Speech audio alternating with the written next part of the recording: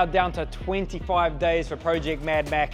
This episode, we're gonna get this thing on the track, first shakedown, and we're gonna be burning rubber for the very first time in our crazy creation. Here's the story so far. With just 100 days to turn a McLaren into a drift car, Madmac and his team assembled the 20B Rotary, designed his custom wheels, completed the wiring, finished all the plumbing, prepped and installed the Rocket Bunny body kit, started the car for the first time, and then put it to the test on a dyno.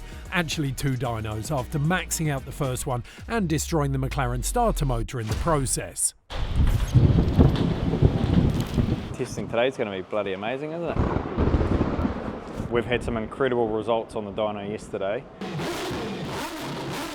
And then today we wanted to give our first shakedown, but we ain't going to be doing nothing in this weather. This much horsepower is just going to make a proper mess. We just push off the first shakedown for this car on the track, wait for some decent weather, and today it's not worth the risk. The wet weather might be stopping Mike from getting Madmac out on track, but it won't stop him from sneaking out for another joyride around the Mad Lab. And taking one last longing look of adoration at Madmac before they attempt to put it through its paces in its first shakedown. It's going to be a scary run up the hill at Goodwood, that's for sure. Just what I like.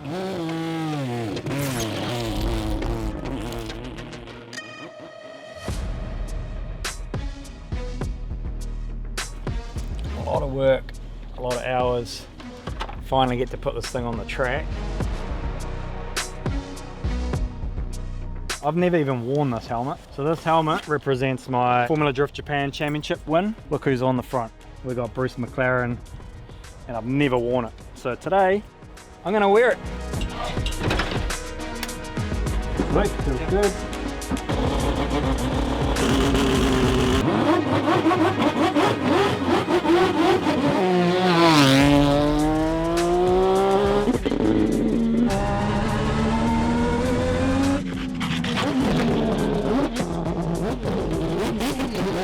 Oh yeah, it's fast. Everything seems to be running smoothly, but with each lap, the engine's idle speed is rising quickly. When he's fired it up, DGT3 is hot. When he's come back in, 2 and 3 are hot. So the problem started at 3 and it's moving forward.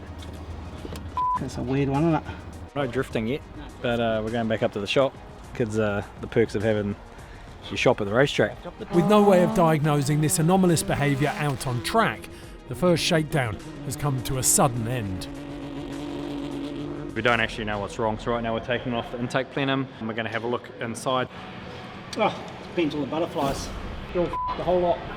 Holy shit, every single one of them. So what's happened in our throttle bodies is the butterflies are meant to be a flat disc, and as I apply the throttle, these open up and allow the air to come through. So this is your air and fuel mixture. And what's happened from the backfiring and the boost is literally just tacoed them around the shaft, because there's a shaft that goes in the middle that these rotate on. Now that we've discovered those have tacoed, we need to find another solution that's stronger in a ridiculous time frame. Back to JWB. Yeah, you bent it quite well. Coming in, we're like, man, why is that one running so lean? I was like scratching his head, and we were calling Mitch in Australia, getting him to plug in. Every time I come in, it was a totally different tune. What were you thinking? 4340. Got it on the shelf so we can have them done today. The good news is, obviously, Blair has said he's going to do those today. Instead of lasering it out of plate, he's got bar that he's going to slice into 1 mil thick little butterflies, and I'll be able to pick those up in a couple of days. We are off to Paddy, back to ITS. So Paddy's been painting my stuff since forever. Truck painter, but we're always sliding the little projects. He's prepped all the stuff that we only dropped off to him yesterday afternoon. Now they're about to spray some paint on it. So let's just go see where he's at. Ta-da! Everything we got here is going matte death blue. It's going to be a spray job. Let them bake in the oven overnight. That means this weekend I can start putting some panels on it. We're going to wrap this entire car. If it was a show car, it would be fine, but because it's a drift car, the abuse it's going to get, the panels that are probably going to come on and off all the time, it would scratch, and then we'd be left with a white McLaren that would show through the wraps. You can see my big holes I cut the other day, so that exposes all of the fab work we've done, obviously the engine. The craziest thing is Paddy said, yeah, bring the panels down now while I'm quiet. There are truck bodies and trucks everywhere. It does not look quiet. I don't get much harder working than this. So anyway, we're going to leave them because it's getting late, and then we'll be able to come back tomorrow, pick these parts up, get them bolted back on the car, start laying some vinyl, but we need to go and print the vinyl, so let's go and do that. So you can see up here at the Sign Lab division part of the Mad Lab, I got more sign gear now than when I was actually trying to run a sign writing business full time. I'm very fortunate to be the only Red Bull athlete that actually gets to design his own liveries, all the race suits, all the merchandise, the logos, and this was my trade out of school. Here I've taken a Denny Holm kind of style, Bruce McLaren style of when they raced back in like 1971. I really dig this look, but like they say, create your own legacy and tell your own story. Unfortunately for me, I'm able to work with the best to be able to help create my vision into reality. We plan to be back on track on Monday, so over the weekend we'll put some vinyl on this thing. Tommy's just laminated it, put our Avery matte lamb over the top, which looks really freaking cool, and it just gives it that proper matte camo look. So wherever there's white, it's going to be blue. I like to build cars that people can enjoy even if they're just static and sitting. We could just print, you know, a lot of people just do that. They'll just print the whole wrap. You'll see them literally lay one whole big sheet, lay it in, job done, but you don't have that depth and the contrast between the glosses with the vinyl cut letters. As you can see, always trying to work with a crowd, mate. Always work best with a crowd, on track or off track. A wrap camera, mate. What the f***? How the f***? Oh, they're completely f***ed. Man, poor Al's having a bit of a rough morning this morning. We've just lots of little things now with the first shakedowns happening. And then we've just discovered something which is an absolute major. We've found that we've got an intake manifold that's all warped up. Now we need to get it repaired by BNR. Something else that we've also discovered with the power and that chassis, our engine is actually twisting the frames. We now need to re-engineer the most important part of holding the engine in, which is the engine cross member. We have now got a new engine mount system that will not flex and wreck everything, which the last one was doing. This one here is solid as they come. And best part about it, gives me a little bit more ground clearance, so I can go even lower with the suspension. Sorry I had to hear that, mate. Ready for our shakedown number 2. And hopefully today we'll get a bit of smoke off these tyres and have its first drift. That camo looks nasty outside.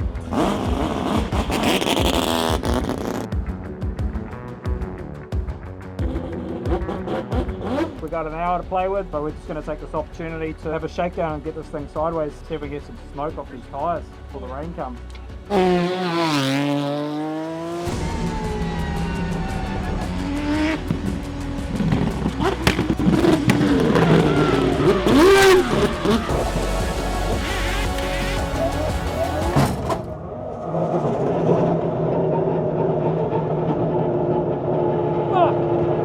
I was having the time of my life and then I ended up wearing the shifter in my face. Holy shit, this thing is really hard to drive though. It's almost too fast and too responsive. Yeah, we'll go up to the shop, see you up there. Okay, that's shakedown number 2, done. We got 3 laps, we got it sideways. I'm shaking, it's insane. Gotta go fix the shifter.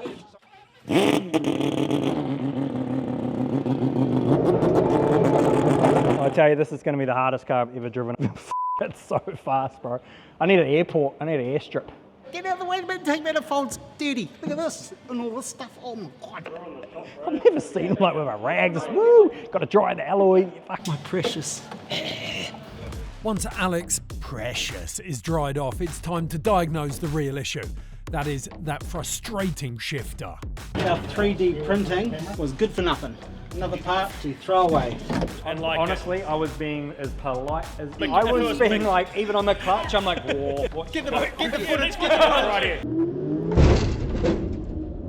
Just when Brendan thought, sweet, done all the work. He loves it. He loves a challenge. And the challenges keep on coming as Brendan from BNR discovers another ticking time bomb. Mate, your handbrake's about to come off into your face as well. Oh shit. Oh my lordy. Shakedown number 2 was last night.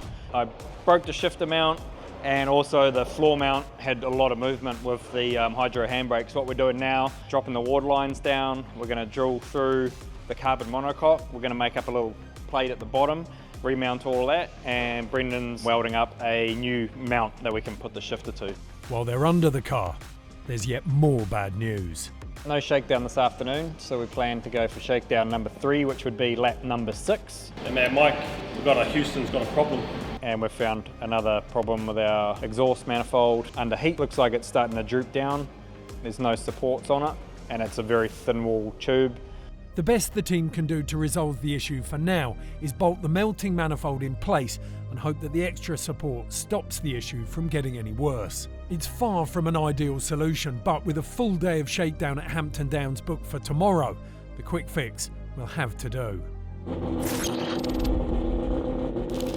We're down to about 7 days before this thing is loaded into the plane.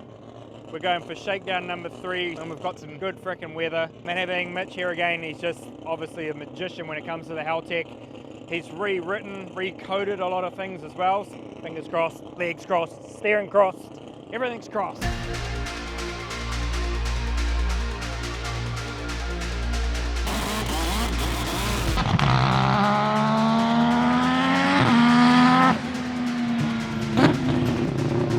The biggest issue we have is not being able to get temp into the car. The biggest thing with drift cars is keeping them cool. This thing doesn't even want to get over bloody 60 degrees.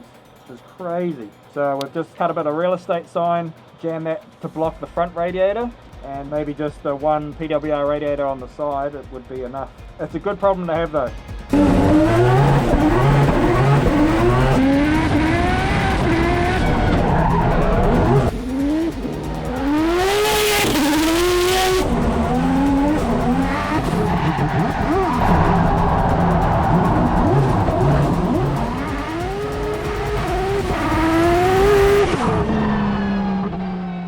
Our overflow tank has overfilled itself, frickin' put oil everywhere.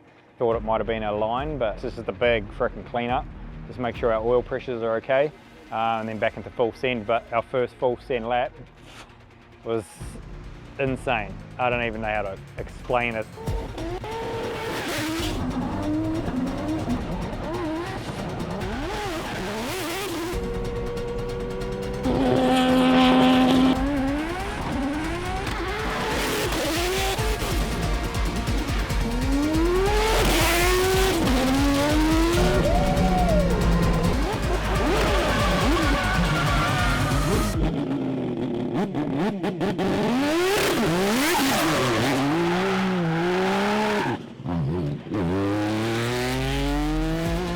Incredible is what that thing needs to be called, mate.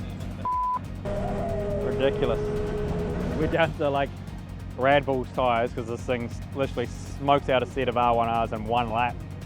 We've gone through 200 litres of gas, so it drinks the E85. Yeah, very successful day. Feeling a lot more confident. Like, see, like even coming into the corners, like the flicks now. Well, I don't think my blood's ever pumped that fast, eh? Hey, come on. I ain't gonna have them that earth one.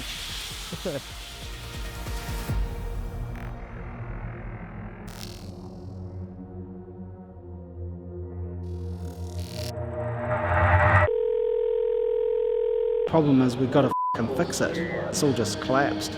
Al called me stressed about a turbo, and coming in the door now, first thing I noticed was the turbo exhaust side and the whole f***ing exhaust.